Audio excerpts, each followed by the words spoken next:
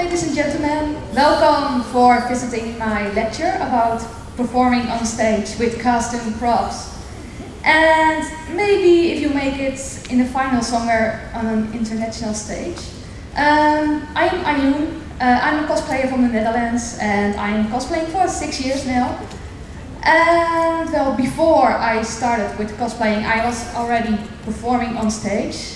I was following acting classes for 2 years, just as a hobby, and then I already did some performances on stage, semi-professional for other people, before I started with cosplaying. And actually the performance part of cosplaying was what introduced me into cosplay. Because with cosplay you can, of course, wear a costume, but for me, when on stage you can also become the character and feel alive as the character. And I will explain you guys well how you can do it with some easy steps, because there are a lot of cosplayers, they are making a costume, they really love the series, they really love the character, but they really don't know where to start with making a performance on stage. They say, okay, I really want to do this, but I have no idea how, and I cannot come up with ideas. What must I do on stage? I have no idea, can you please help me? So I am trying here to help you and explain how you can start. Well, there's more to performing than you might think. Everyone thinks, oh, performing is just like acting like a character. Yeah, it is, but you have a scenario, because if you are acting on stage, you are telling a story to the audience. So you have to come up with a scenario. You have props, so maybe you're swinging around some swords, or you have a house built on stage where the character is living in. And of course, acting, you have to act like the character, so I will explain you some tricks about acting, so how can you act like the character. The costume, there is a difference between modeling, making costumes for just posting for photos and for actual stage performance. And body language, how are you moving like the character and how are you moving with a different kind of costume. Before you can start with actually making a performance, you have to think about a scenario. And the scenario is the story you are going to tell on stage. For that, you have to know the series and characters. Well, most people already like a certain series of characters. They're like, oh my god, I really want to cosplay this because I really like the character, I really like the series. So that's the basic you already have. You know the characters, you know the series. And you have different types of performances. For, okay, you know the character, you know the series, but what kind of performance do you want to do? So I will explain also some different kinds of performance there are and how you can perform a different kind of performance for the same kind of scenario. You have also different kinds of stages, so different stages, outside, inside stages. And performance construction, not only a costume needs to be constructed, because for a costume you are going behind a sewing machine or you're going to sculpt some armor with Warbler or something, but also a performance needs to be constructed together. And international performing, so also the difference between, well, when you're performing for an audience at home, there is a difference between international audience and the local audience. So I will explain where you have to pay attention on. The series and characters. The questions you need to ask yourself. Are the elements of the series and the characters translatable into a stage performance? Sometimes you have all these cool magic tricks and flying characters in the series. Can you fly on stage? I don't think so. Can you use fire on stage? No, but you can use like fabric or organza that represents fire on stage in an artistic way. So yes, you can use some kind of fire-ish effects on stage, but you cannot use real fire on stage. So you really have to think, okay, how am I going to translate all the elements of the series into a stage performance without actually breaking the rules? Are you able to perform the type of performance? If the characters are like professional dancers, can you dance? Can you really dance like the character, or do you need to train for that for 3 months or something before you are able to perform the performance?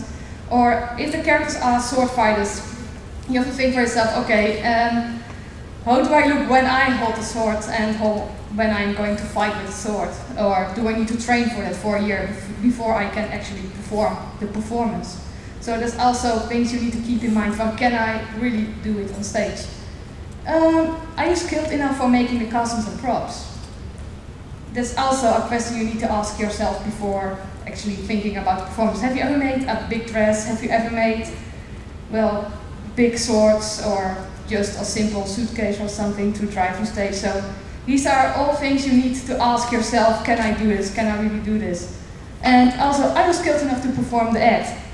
So, well, I already told you the type of costumes and the type of acts. Well, there are differences in it. You can dance, you can sing, but are you able to do both in a combination, or are you only good at doing one thing? So please think about it. And if you're not good at it, it's no shame, because you also have different kinds of performances. So if you cannot dance, you can do a mime performance. And that's the difference of performances. You have a musical, you have text performances, dance performances and mime performances. The musical performances are the mostly well-known performances because it's all actors are all singing on stage. But with singing on stage, the audience is focused on listening. The audience has to listen very clear to your performance to understand what's going on stage. And also with text performances, it's only lines. The people are only talking to each other and talking and talking and talking. So the audience also has to listen very well what's going on stage to understand the performance. With dance, it's mostly choreography. So the people are moving very nicely on stage, and well, the people for that have to watch what's going on. There are no spoken words most of the time, so the people really have to watch what's going on. And also with mime, it's all about body language. The audience is focused on visuals and, okay, what is going on? What are the guys doing on stage? So there is a big difference between listening and watching. And I know from my own experience that within cosplay, people mostly like to just watch a performance and not to listen closely to a performance. There are different types of stages, and I will only explain the different types of stages within cosplay. You have the proscenium stage. That's the stage which you mostly see in theaters, just audience sitting in a straight line and watching a big stage in front of them on a platform, and the actors are performing in front of you. The orientation of the stage is horizontal, so the actors are moving horizontal on stage.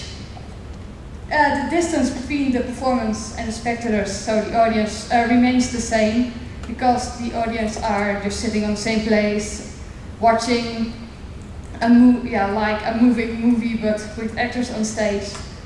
And they are not going anywhere, but they stay in the front of the audience. Because of that, you can place your props everywhere you want. You would have a wide range to place your props without blocking the view of someone in the audience, or without not being visible yourself as the player on stage. And also, that's why you also have a wide range of choreography abilities. You can move everywhere on stage without someone in the audience will not be able to see you because you are hidden somewhere. It's not possible to hide, only behind a prop on stage, but not if you are just moving around on stage.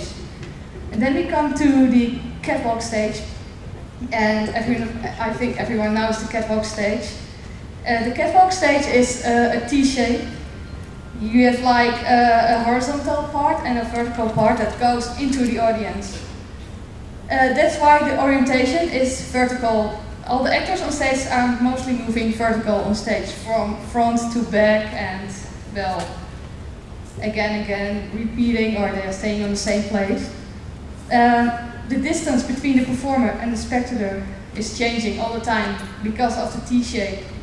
There are spectators, the audience is sitting also in front of the T-shape, and when an actor is moving to the front, the people who are sitting in the front have to turn, and they are watching the back of the performer. So that's why you really have to think about, okay, well, maybe I must stay on the back of the catwalk if I'm doing very important on stage.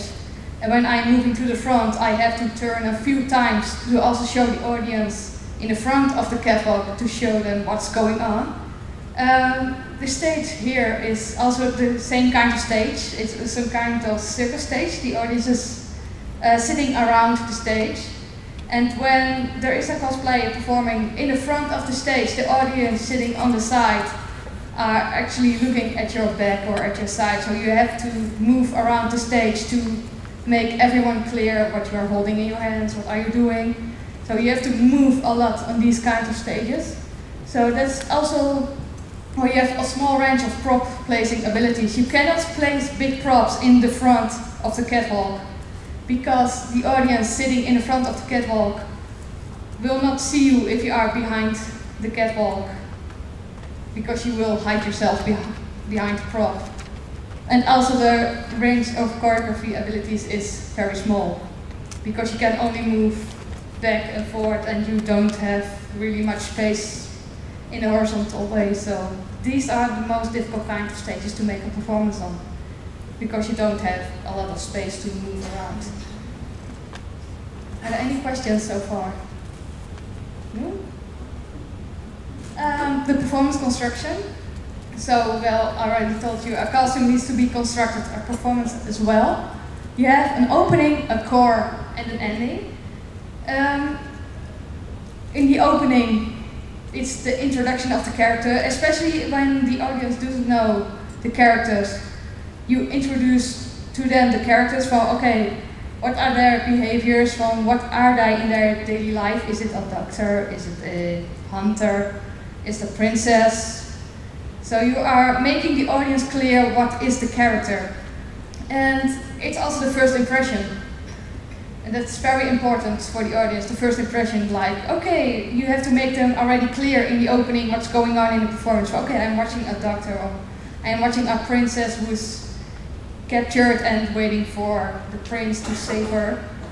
And then comes the core. The climax is the highlight of the performance. So, is the princess going to be saved by the prince, or is she going to be eaten by a dragon? So that's the part you make that kind of thing clear. And then also the motivation of the character comes clear. If the princess is going to be saved, what is the motivation of the princess for getting saved? Does she really love the prince, or is the motivation of the prince to save the princess that he really loves the princess? And then comes the ending. From what did I reach? Did the prince kill the dragon? Did the dragon kill the prince and then the dragon kissed the princess or something? So you can come up with your own story to make, you can make a whole, well, your ending of yourself. So there is a wide range of things you can do with an ending. And also, what have the characters attained? What did they reach in the end? Like I said, did the prince save the princess, or did the dragon fall in love with the princess and get away with the princess? So that's how you construct a performance. For performance construction, within cosplay, you mostly have a maximum amount of time to perform on stage, which is mostly 1.5 minutes. And a lot of cosplayers are like, oh my god, 1 minute, that's a lot of time. What am I going to do in 1 minute? If you have an opening, a core, and an ending, each action mustn't take more than 20 seconds. Why not more than 20 seconds? It's to keep the attention of the audience. If an action takes longer than 20 seconds, your act can get boring and the audience are losing their attention. Okay, it's not interesting anymore to watch a prince waving around a sword for 1 minute only. So, what I say, 20 seconds looking for a princess, 20 seconds waving a sword around, and 20 seconds for kissing the princess. And then you have 1 minute. 1 minute filled on stage. Also, each action must have a valid reason. Why is the prince going to save the princess? Because he's in love, so you have to make it clear in the opening. And also, okay, because he's in love, why? Then suddenly a dragon shows up. Okay, the valid reason is to kill the dragon with the sword, or that the dragon is going to kill the prince. So you have already a valid reason for swinging around the sword and kill the dragon, or that the dragon is killing the prince.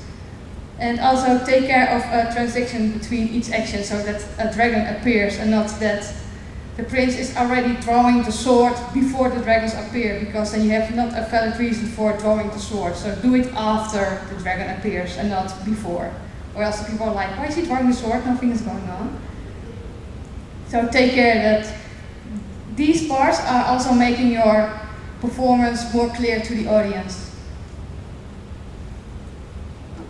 International performing, like I said, there is a difference between local performing for the local audience in your own home country and for an audience like in Japan or in Paris or London for your cosplay.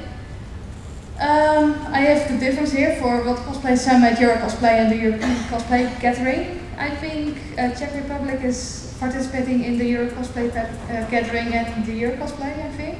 So you have France and you have London, so it's like two completely different cultures you are performing for. The World Cosplay Summit is in Japan. It's mostly showmanship. It's about putting a show on stage, like, whoa, big visuals, whoa, it looks amazing, okay, top performance. The Euro Cosplay Gathering is also about craftsmanship, how did you craft your costume, how it's made, how it's put together. But a lot of good costumes are showing up in Euro Cosplay, a lot of them. So I'm always saying, also take care of a good performance at a competition that's craftsmanship based. And for your cosplay gathering, it's about the overall. It's like 50% craftsmanship and 50% the performance. But yeah, like I said, also there will be a lot of good costumes. So take care of the performance as well. And then you will rock the stage.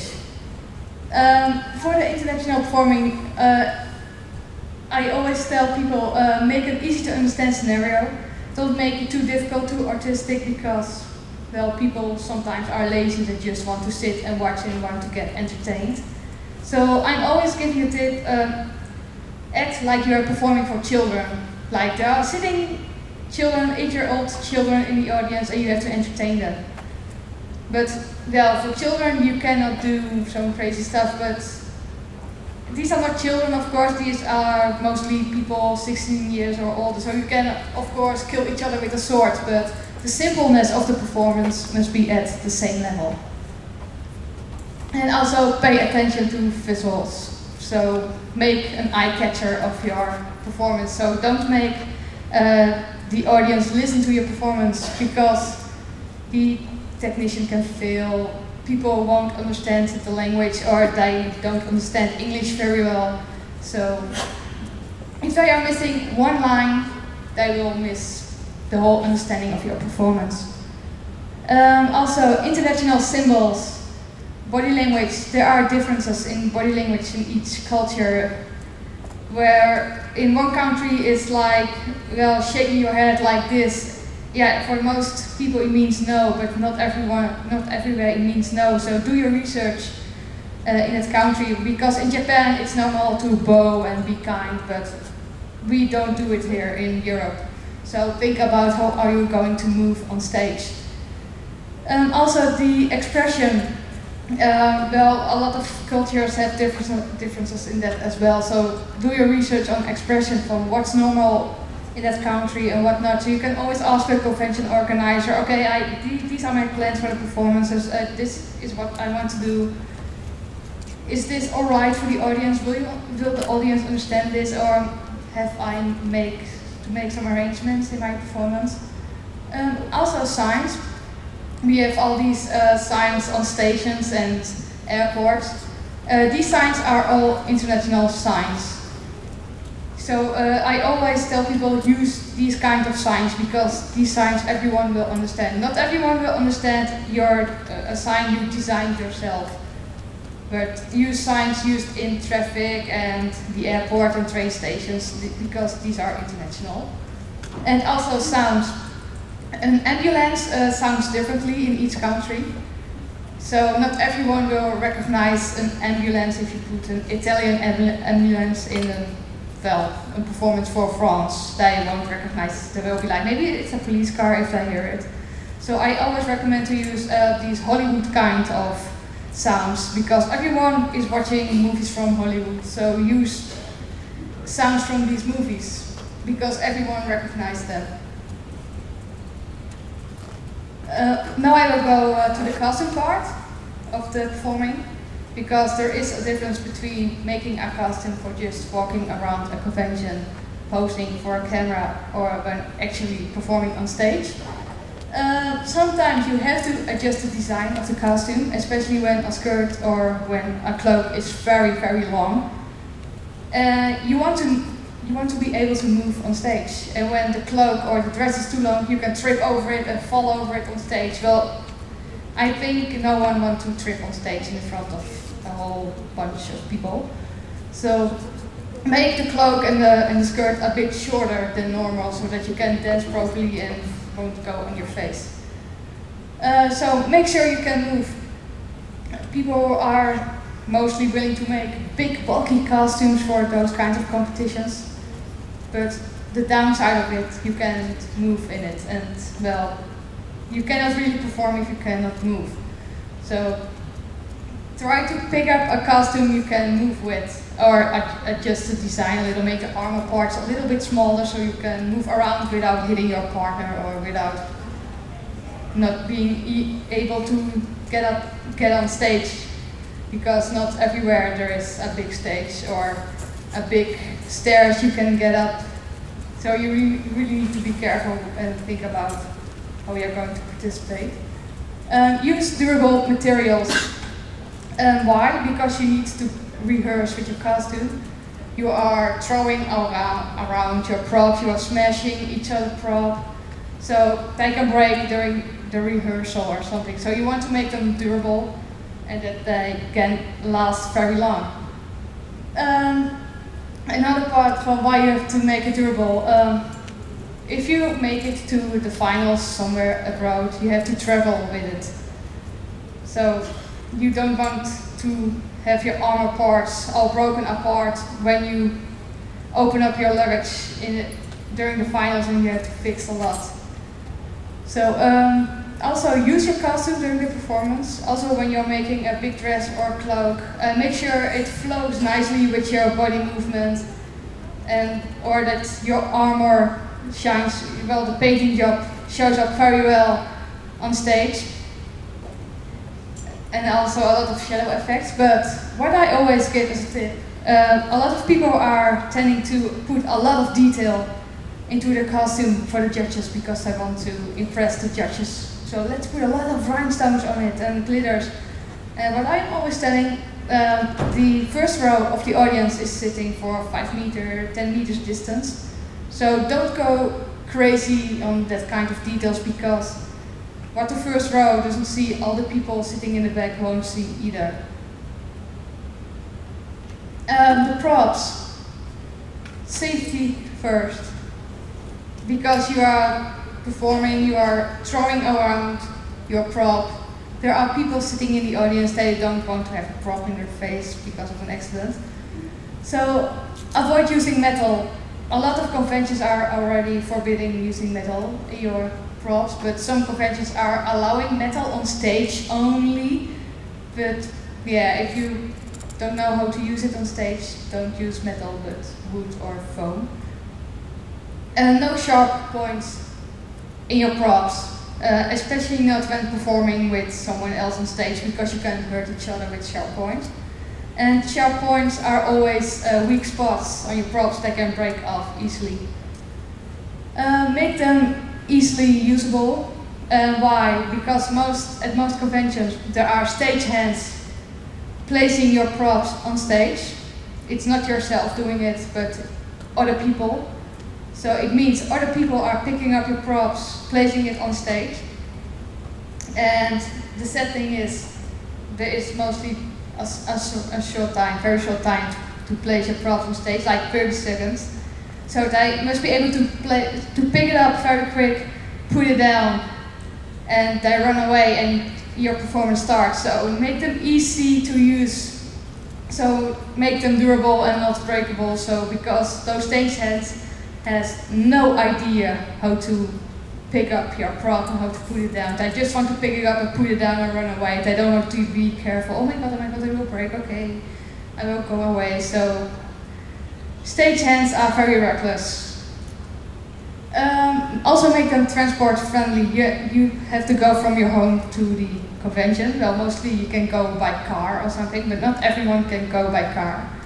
So make sure you can put it in your luggage or you can get it to the convention. But in a worst case scenario, you make it to London, you make it to France for the ECG, you are going by plane. You have to put it in your luggage, in your suitcase.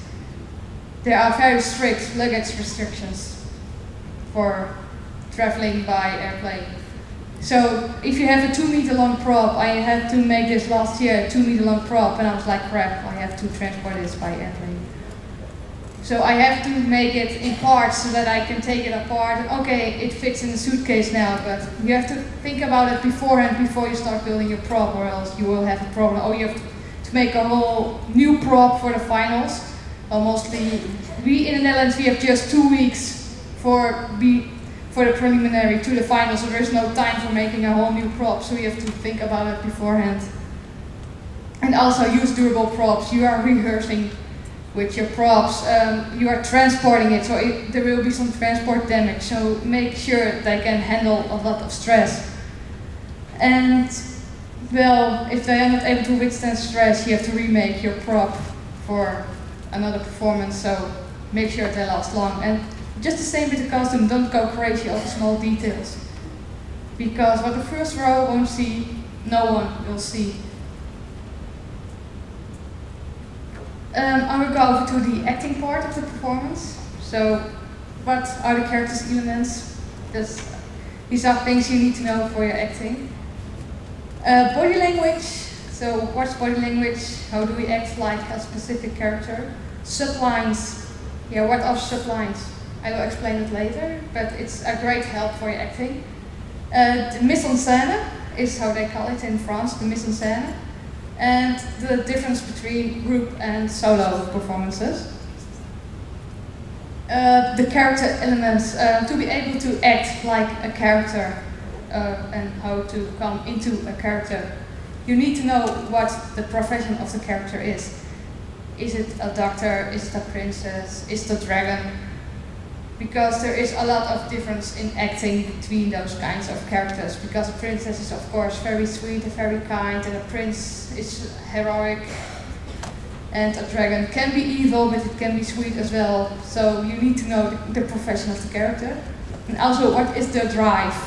For what is driving the character? Is the character in love? Is the character angry? Why is the character in love? Why is the character angry? So you have to make that clear to the audience for what is the drive of the character. And also you need to know the weakness of the character. Is the character scared of something, or is the character scared to lose something? So you need to know what the weakness is of the character to be able to really act like the character. Body language. How does the character behave? A doctor is moving and behaving differently than a princess or like an old man. Because a princess is always wearing high heels and having a chin up and walking like this and waving to the audience, being famous. But, well, a doctor is mostly wearing a long coat and walking like this and being all cool. Okay, I'm going to save your life because you're sick and I'm a hero. And also because there's an audience sitting like from 10 meters distance from you or 20 meter distance. You have to overact your body movement a little. So if a princess is walking, you are not going walking like this and waving like this, but you are walking like this and waving like this. So that people can see from the back, from sitting like 10 meters distance, what you are doing on stage. From what's the character doing? Is he just standing like this, or is he really waving? But don't overact, really overact your body movement. You can wave that like this, but don't wave like this or this, because it doesn't make sense, it only look ridiculous. Also, what's the character's mood? for your facial expression. Is the character angry? Is the character happy? For that you can use makeup. I have an example. Some people are like, yeah, but I really suck at looking angry on stage. I need help. Makeup can help you a lot with that. And if you draw your eyebrows like that, you can look as happy as you want, but you will still look angry. So overact facial expressions a little. Makeup can really help you with that, but don't overact. Don't smile like this while you have to smile like this. So you have to practice in the front of a mirror for these kinds of body language. Sublines. It's a professional trick I've learned while I was having my acting classes. Why are actors using sublines? It makes the acting more convincing.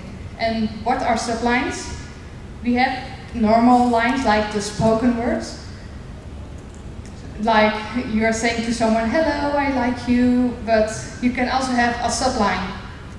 And also when using texts, you can say, hello, I love you, or you can say, hello, I love you, not. And of course you're not saying not, but not can be the subline. So that's what the character is thinking. So that's always, when you're performing on stage, the actors are having these sublines running through their head. For, okay, I really like the princess, I really want to save the princess. Even when there are no lines within a performance, there are lines running through the head of the actor. Okay, I'm going to kick this dragon's ass right now. Or I'm going to stick this sword in his ass and whatever, as long as the dragon dies. So it is a visual reminder to keep you on track. 2 years ago I participated in Euro cosplay. And well, my performance went very well until the end. I had to improvise the end because the staff was locking me up on stage. But my performance was still going on. And I couldn't continue my actual plan because they locked me up on stage. But I had these sublines running through my head. There was a train sound going and I was like, oh crap, I have to catch this train. So I was picking up my coat, picking up my suitcase, and I had to go run off stage to catch the train. But they locked me up on stage, so I was like, crap, I can't catch the train like this. Crap, I am missing the train. So you are automatically you are acting like, crap, I missed the train now, yeah. End of the performance. So that's how you also improvise when stuff are not going according to plan. So sublines can really save your performance in these kinds of situations. The mise en scène. What is mise en scène? The mise en scène is everything what appears and moves on stage. Actually, you are making a drawing on stage, but a 3D drawing with people holding props, having props standing on stage or moving around yourself. A lot of cosplayers are like, okay, there's a very big stage I have to perform on. And I had a feedback once, oh, you're not using the stage very well, you need to make more use of the stage. Yeah, how am I going to do it? You do it by blocking yourself as a player and blocking the props on stage. Like having a prop placed in the front of the stage, and you start as a player on the other end of the stage. And what you have to do, well, you have to move over the whole stage to be able to get your prop. So that's how you can make use of the whole stage. So place the prop somewhere, start somewhere else on the opposite side of the stage, and go move to the prop and go walk back and then go walk to the other front of the stage, so you can make a whole drawing on stage. So that's the mise en scène. The differences between group and solo performances. I do hear a lot of cosplayers that they found making group performances more easy than a solo performance because you have someone to actually play with on stage. So I'm sharing some tips how to do a solo as well. When you're performing in a group performance, so interaction is very important. So you have to give everyone the part. Everyone want to have their minute to shine on stage, of course. So don't overact over your opponent player, but give everyone the time. And for solo, everyone's like, okay, well, What to do on my own on stage? You can use a non-visible opponent in the form of suddenly a god is speaking to you or something, and then you are reacting, oh my god, oh my god. But yes, I'm speaking to you. You're speaking to me, yeah. So you can act on your own like that. And also you can also use the audience as an opponent. Like a comedian is doing that you are talking to the audience like, hello ladies and gentlemen, I'm a magician and I'm going to show you a trick. And you can interact with the audience this way. And well, like I said, interact with the audience. If you use the audience as an opponent, you automatically are interacting with the audience. There are some rules for performing on stage, especially for international performing, but also to make your performance more easy to go, more fail-proof, because a lot of things can go wrong. Your performance may not depend on lines. Why not? Well, people are not able to understand what you are saying, microphone not working, the sound not working at all, so don't make your performance depend on lines. Also, your performance may not depend on video, because not everywhere there is video available, or it's not working again, or people just want to see you moving on stage and not only watching a video and you just sitting there, because that's not a real performance. Your performance may not depend on lighting. Some cosplayers have special requests for lighting, like, oh, I want to have a flash then, and I want to have a flash that moment. The thing is, most of the time there is no time for rehearsing on stage, so you cannot rehearse these kind of cues with the technicians. And sometimes you can rehearse, but there are like 60 rehearsals. So the technician has to remember 60 different performances, but if all the performances are like, yeah, I want to flash that, I want to flash that, then the technician can like, okay, crap, when was the flash again? So it can go wrong, that the technician is like, okay, crap, okay, I forgot, well, no flash, whatever, just put the light on, let go. And then the cosplayers all said like, yeah, you ruined my performance because there was no thunder and whatever in my performance. Yeah, it happens. So if you make a performance, even in just poor, boring lighting, your performance will still be interesting to watch for the audience. And only place props and decor on stage when you're using it. A lot of cosplayers want to put trees on stage because, yeah, I'm in a forest, let's put some trees on stage. Or let's put some flowers on stage because I'm hopping around in a field of flowers. The thing is, they cost a lot of time to make. You need to transport them. And when on stage, they don't make any sense, actually. Because you can also act like being in a forest with having a basket in your arm and going and making clear that you are before the Red Riding Hood or something. Well, all people know that that character is hopping around the forest and seeing a wolf and, well, some crap is happening. So don't make use of props, or don't make props you're not making use of it. Are there any questions so far?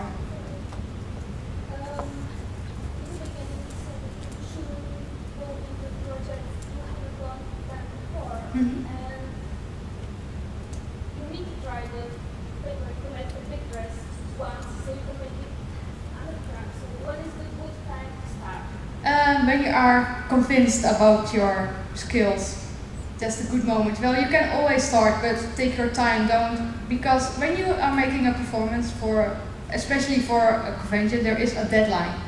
There is a deadline, so you have to finish it on time. So.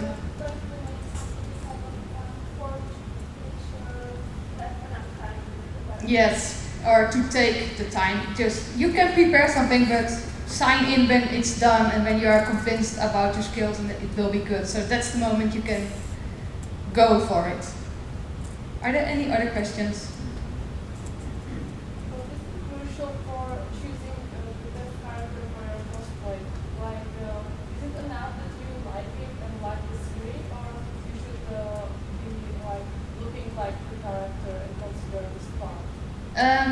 depends on the individual person, because everyone has, well, a different thought about that. So one picks up a character because they really like the character. One picks up a character because they like the character and the series. And some people are picking up a character because they like the design. But it doesn't mean you will be a bad actor or being bad like acting like the character, because you can be a good actor and still not liking the character. So it depends on what your own motivation is. Are there more questions? Yeah, no problem. Really shy and you want to make an outward person. I think it's quite possible, but is it ever possible other way around? You mean if you are very shy yourself to act like a character that's very outgoing? No, I mean the other way around. When you are really outgoing and on the stage you're trying to act shy around. It's possible. It's possible. I know actually some actors that are very shy in real life, but are very outgoing on stage, because, well, these people are mostly very introvert. So they're keeping a lot for themselves, and on stage they can go all out. They can all the crazy stuff that's happening in their real life, they can put it in their own character and throw it out on stage to make their acting more convincing. So it can help on a physical way. Are there more questions? No, I will. Well, thanks a lot for listening to my lecture. And if there are cosplayers participating tomorrow, I am very curious to your performance. I can't wait. So good luck with preparing your performance. Thanks a lot.